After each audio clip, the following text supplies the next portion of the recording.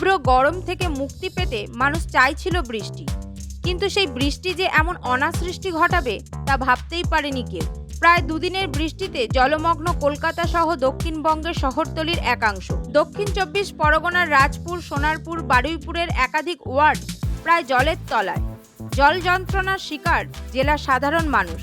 হাঁটু পর্যন্ত জলে ডুবে গেছে রাস্তাঘাট, এমনকি জল ঢুকে গেছে বাড়ির মধ্যেও। এমন পরিস্থিতিতে পুরসভার নিকাশি ব্যবস্থা নিয়ে প্রশ্ন তুলেছে এলাকার বাসিন্দারা। কিছু বলার নেই, দীর্ঘ বছর ধরে তো এই জিনিস চলছে।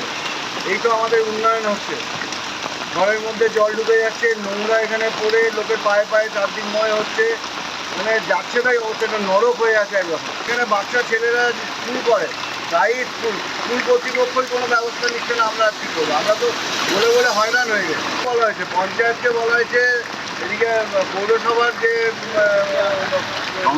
কাউন্সিলর ওনাকে বলা হয়েছে, সবাই সব জানে, জেনে শুনে সব চোখ বুঝিয়ে থাকে। আমরা চাইছি এখান থেকে ভ্যাটটা সরে যাক আর এই জল নিকাশি ব্যবস্থাটা ঠিক হবে, একটু সামান্য চাওয়া। আপনি তো দেখতেই পাচ্ছেন কি অবস্থা, অটো যেতে পারছে না, সাইকেল যে মানুষ। একটানা যদি ৩-৪ দিন বৃষ্টি হয় তাহলে এরকম এই জলটা আপনার বেশিক্ষণ থাকবে না। যদি কালকের দিনটা পুরোটা রোদ দেয় সঙ্গে সঙ্গে চলে যাবে। অবশ্যই এটা উন্নতি করার দরকার আছে, কিন্তু যদি না উদ্যোগ নেয় তারা। বহুত দিন ধরেই একই অবস্থা, রাস্তা অনেকবার সারানো হয়েছে, আবার এই অবস্থা হয়েছে। এই জায়গাটার নাম আপনার বারুইপুর রোড।